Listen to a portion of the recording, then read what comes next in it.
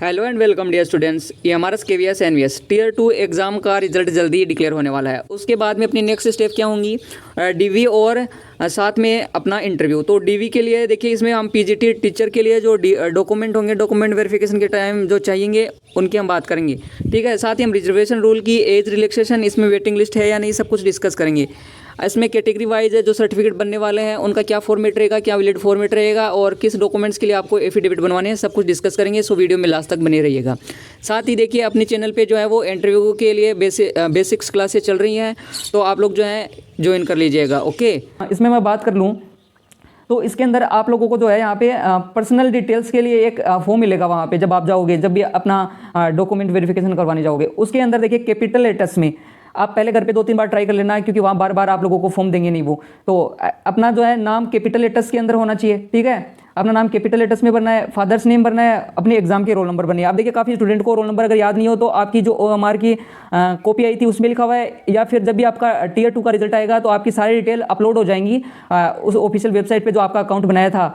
तो वहाँ से आप लोग जो है वो चेक कर पाएंगे। आपकी DOB, आपकी जो भी कैटेगरी है, SC ST OBC जो भी कैटेगरी है, PWD अगर आप इस कैटेगरी से हैं, आपकी कॉन्टैक्ट इन्फो जैसे एड्रेस, मोबाइल नंबर और एक्टिव जो भी मेल आईडी होगी, क्योंकि मोबाइल नंबर और मेल आईडी से आगे की प्रोसेस पे आप लोग जो आप लोगों के पास में जो है वो कोई भी प्रोसेस होगी तो इन्फॉर्मेशन उसी पे आएगी, ठीक है, वो सारी की सारी। और देखिए, यहाँ पे आपकी पासपोर्ट साइज फोटो चाहिएगी, जैसे मान लीजिए। और इसमें देखिए करना क्या होगा, ये जैसे बॉक्स है फोटो के लिए, यहाँ पे रिसेंट पासपोर्ट साइज फोटो चाहिए आपकी। आप 4 से 5 फोटो चाहिए, लेकिन आप लोग जो है वो 10-12 फोटो निकलवा लीजिएगा।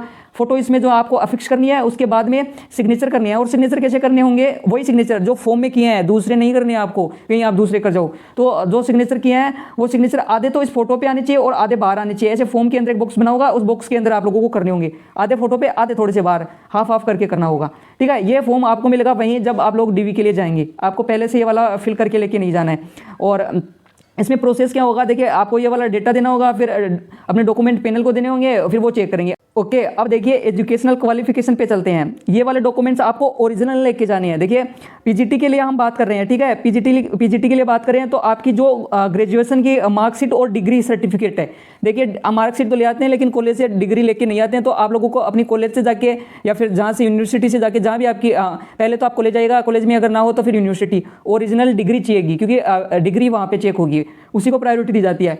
पीजीटी के लिए करें तो पोस्ट ग्रेजुएट की जो भी आपकी कंसर्न सब्जेक्ट की डिग्री है वो चाहिएगी, ठीक है, और मार्कशीट चाहिएगी। बीएड का सर्टिफिकेट जो है वो कंपलसरी है और कंप्लीट होना चाहिए। ये नहीं है कि इसमें जो है आप अपीयरिंग में हो, पेंडिंग में हो, वो नहीं चलेगा इसके अंदर। और कोई अगर आपके पास में और कोई डिप्लोमा हो तो वो चलेगा, लेकिन ये इसेंशियल है, ये कोई ज़रूरी नहीं है। बट BSc की, MSc की और बीएड की ये वाली डिग्री आप लोगों की होनी बहुत ज़्यादा ज़रूरी है। देखिए, अगर ये वाली आप लोग नहीं ले जाते हैं तो आप लोगों को जो है वो वहाँ से फॉर्म रिजेक्ट भी हो सकता है। देखिए, सारा प्रोसेस होने के बाद में यहाँ से आप लोग एक स्पेशल रूल करके देखिए, इसमें ऐड किया मैंने। इसमें है कि अगर आपका रिजल्ट CGPA में है तो CGPA से परसेंटेज में कन्वर्जन का ऑफिशियल प्रूफ साथ लेके जाना जरूरी है। देखिए, काफ़ी यूनिवर्सिटियां जो है वो परसेंटेज के अंदर जो है वो रिजल्ट नहीं निकालती हैं। किस में निकालती हैं, CGPA में, ठीक है। तो CGPA में निकालती हैं तो आप लोगों को जो है वो यूनिवर्सिटी की तरफ से एक परसेंटेज में कन्वर्ट करने का फॉर्मूला होता है, वो उसका ऑफिशियल जो है वो लेके जाना पड़ेगा कि इस फॉर्मूला से कन्वर्ट करके मैंने जो है एप्लीकेशन के अंदर डाले थे परसेंटेज, क्योंकि उसमें परसेंटेज पहले ही फिल करवा लेते हैं जब एप्लीकेशन में हम अप्लाई करते हैं तो, ठीक है। अब मैं बात कर लेता हूँ उसके बाद। और देखिए, सिर्फ यही डॉक्यूमेंट नहीं लेके जानी है, डॉक्यूमेंट इसके साथ में मैं और बता दूँ, आपकी 10th की मार्कशीट लेके जानी है और 12th की मार्कशीट लेके जानी है, ठीक है। और भी आगे हम बात करेंगे, उसमें मैं बताता हूँ। देखिए, यहाँ से इसके बाद में देखिए, अगर आपने फॉर्म फिल करते समय एक्सपीरियंस डाला था तो आप लोगों को जो है वो एक्सपीरियंस उसका सर्टिफिकेट लेके जाना पड़ेगा, क्योंकि फॉर्म फिल करते टाइम समय ये सारी डिटेल्स मांगता है। देखिए, स्कूल का टाइप जो है गवर्नमेंट स्कूल होना चाहिए या फिर रेजिडेंशियल स्कूल होना चाहिए। अगर एक्सपीरियंस है तो ये कोई ज़रूरी नहीं है, लेकिन अगर उसमें आपने फिल किया है तो ज़रूरी है।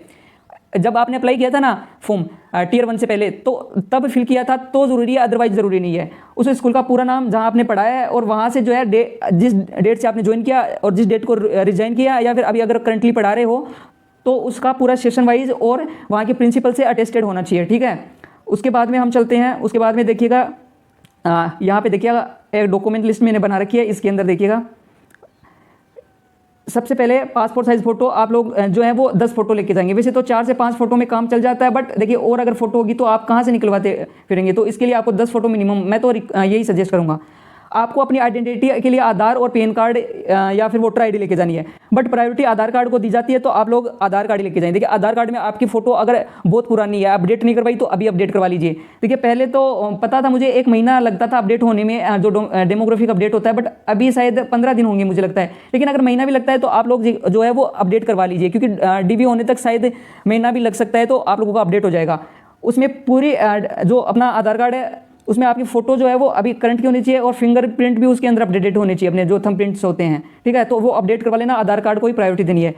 10th क्लास की जो है सर्टिफिकेट मार्कशीट लेके जानी है, उसी से आप लोगों की जो है चेक होगी डीओबी के लिए केवल और केवल किसको जो है वो प्रायोरिटी देंगे, 10th की मार्कशीट को। आधार कार्ड को इसमें प्रायोरिटी नहीं मिलने वाली है। आधार कार्ड केवल आपका एड्रेस प्रूफ माना जाएगा वहाँ पे। आपने जो भी कैटेगरी फिल किया है, जिस भी रिजर्वेशन में आप आए हैं, ओबीसी, एसटी, ईडब्ल्यूएस, जिस भी कैटेगरी से हैं, उस कैटेगरी का जो है आप लोगों को सर्टिफिकेट लेके जाना है। स्टेट का लेके जाना है और सेंटर का आपको बनवा लेना है। अब देखिए 6 महीने से पुराना नहीं चलेगा, बट मैं तो कहता हूँ अभी लेटेस्ट बनवा लीजिए। और ये बनवाना कब का है? कट ऑफ से पहले का बनवाना है। जो कट ऑफ डेट आएगी ना, उससे पहले का होना चाहिए वो, ठीक है, और ज़्यादा पुराना होना नहीं चाहिए। पीडब्ल्यूडी भी है, अगर एप्लीकेबल है तो आप बना लीजिए। एक्स सर्विसमैन है तो भी बनवा लीजिए। एनओसी, देखिए अगर आप कहीं जॉब कर रहे हैं तो वहाँ से आपको जो है वो एनओसी लेके जाना होगा, और जब आपकी ज्वाइनिंग होगी ना, तो उससे पहले आपको वहाँ रिजाइन करना होगा। अभी रिजाइन करने की नीड नहीं है, अभी जहाँ पे आप जॉब कर रहे हैं करते रहिए, लेकिन वहाँ से एक एनओसी सर्टिफिकेट जो है वो जारी होगा, वो आपको लेके जाना है। देखिए इसमें सिटेट तो इसमें जो है वो एप्लीकेबल है नहीं, क्योंकि पीजीटी है, तो पीजीटी में सिटेट की कोई नीड नहीं होती है, ठीक है। और देखिए ये जो सर्टिफिकेट है ना, अपने कास्ट सर्टिफिकेट है, ये नोटिफिकेशन के अंदर मैं आप लोगों को डाल दूंगा। मैं इसमें दिखाऊंगा भी थोड़े आगे कि उस फॉर्मेट के अंदर भी आपको बनवा के लेके जाने हैं। देखिए आप अपने मित्र पे जहाँ पे भी बनते हैं वहाँ पे जाके आप लोग नियर बाई बनवा लीजिएगा, ठीक है। और देखिए यहाँ पे अगर इसमें देखिए ये इसेंशियल है, ये कोई ज़रूरी नहीं है, पीजीटी के लिए है। वैसे अगर आपने फॉर्म में जो है वो कंप्यूटर नॉलेज को वो टिक किया है, यस और नो, तो आपके पास में जो भी डिग्री है, जैसे RSCIT करते हैं मोस्टली, ठीक है, RSCIT करते हैं, या कोई भी डिप्लोमा देखिए राजस्थान में तो स्पेशली RSCIT करते हैं, जो बेसिक नॉलेज के लिए होता है, वो वाला डिप्लोमा लेके जाएंगे। और अगर आप EMRS के एम्प्लॉई हैं और डिपार्टमेंट में काम कर रहे हैं, देखिए EMRS के किसी भी डिपार्टमेंट में काम कर रहे हैं, तो वहाँ से NOC आपको जारी करवाना होगा, ठीक है। अगर EMRS के एम्प्लॉई हैं तो भी जारी करवाना होगा, कहीं और जॉब कर रहे हैं तो भी NOC जारी करवाना होगा। और ये जो है कैटेगरी के सर्टिफिकेट जो भी आपके वो जो गवर्नमेंट द्वारा फिक्स हैं, वो सही फॉर्मेट में होने चाहिए। रॉन्ग फॉर्मेट का नहीं चलेगा, क्योंकि फॉर्मेट नोटिफिकेशन में दिया हुआ होता है। मैं आप लोगों को दिखाऊंगा अभी, देखिए कौन से फॉर्मेट में होगा।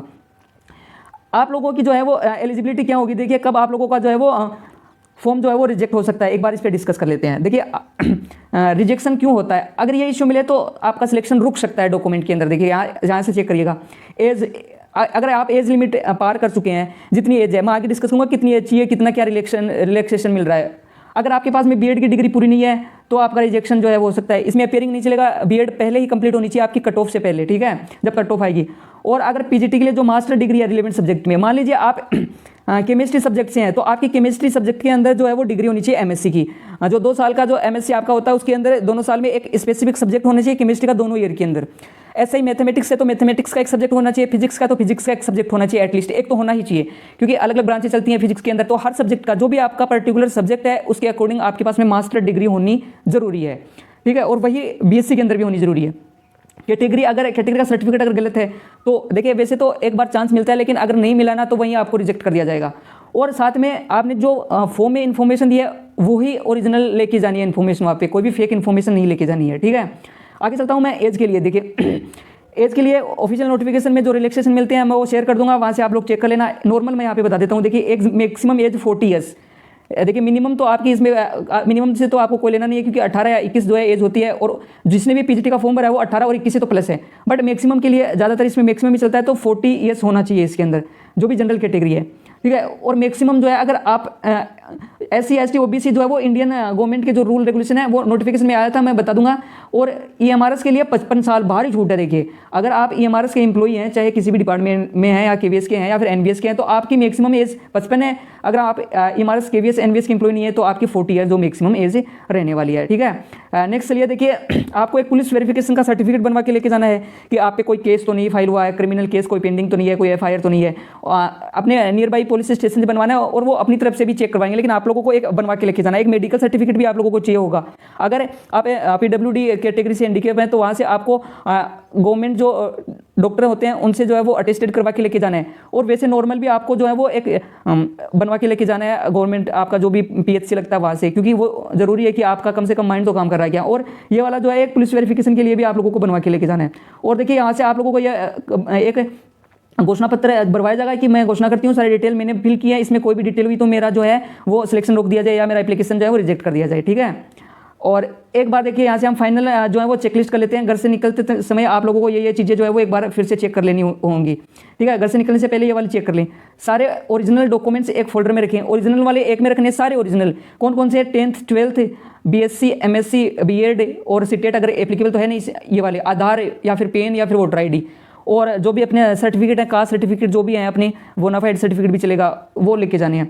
और एक दो सेट की फोटोकॉपी तैयार करनी है सेल्फ अटेस्टेड, आपके वो सिग्नेचर जो आपने फॉर्म फिल करते समय की थी। मान लीजिए आपका नाम जो है वो अजय है तो आपने मान लीजिए ऐसे साइन किया तो अजय ऐसे ही साइन करनी है, ना इंग्लिश में करना है ना किसी और लैंग्वेज में या फिर ऐसे करके कोई भी कर दिया आपने। और फॉर्मेट चेक कर लेना है अपने कास्ट सर्टिफिकेट का, जो भी सर्टिफिकेट है कास्ट सर्टिफिकेट नहीं जो भी सर्टिफिकेट है आपके, अगर आपको रिजर्वेशन मिल रहा है तो उसका भी सर्टिफिकेट आपको बनवाना पड़ेगा। मान लीजिए बाई चांस किसी का सर्टिफिकेट जो है वो नहीं बन रहा है किसी भी रीजन बस, ठीक है, तो उसके लिए आपको एफिडेविट बनवाना होगा, ठीक है। वो एफिडेविट बनता है वो एडवोकेट से बनते हैं, आप कॉन्टेक्ट कर लीजिएगा उनसे, अपने जो भी पास में जो भी कोर्ट लगता है वहाँ से जाके बनवा लीजिए या फिर मित्र से बना देते हैं आजकल तो। और अगर आपकी कोई ऐसी चीज़ मान लीजिए आधार कार्ड में या फिर किसी चीज़ में है कि पापा का नाम है वो जो मैच नहीं कर रहा है, कोई एक लेटर जैसे होता है कि राम कुमार सैनी, किसी में राम सैनी ऐसे करके होता है या फिर एक लेटर का होता है, उसके लिए भी एफिडेविट चाहिए। एफिडेविट किसके लिए चाहिए होता है कि आपके डॉक्यूमेंट में नाम में आपका नाम, पापा का नाम, मम्मी का नाम या फिर किसी और चीज़ में एड्रेस वगैरह में कोई करेक्शन है और वो सुधार नहीं किया जा सकता। अब मान लीजिए आपके पापा का नाम सारे डॉक्यूमेंट में थोड़ा सा चेंज है, आपके डॉक्यूमेंट में थोड़ा चेंज है, तो अब वो चेंज नहीं हो सकता, उसके लिए एफिडेविट बनता है। आप इसके लिए एफिडेविट नहीं बनवाएगा कि मेरे पास बीएड अभी कंप्लीट नहीं है तो मेरा ये एफिडेविट लगवा दिया। और जो भी आपके इनकम्प्लीट डॉक्यूमेंट है उनके लिए एफिडेविट बनवा ही लीजिएगा, अलग अलग हर डॉक्यूमेंट के लिए अलग बनेगा, ठीक है। उसके बाद में देखिए आपको 30 नहीं मैं तो कहता हूँ 1 घंटे पहले, क्योंकि वहाँ जाके 10-15 मिनट आराम से पानी पीजिएगा, रिलैक्स होइएगा।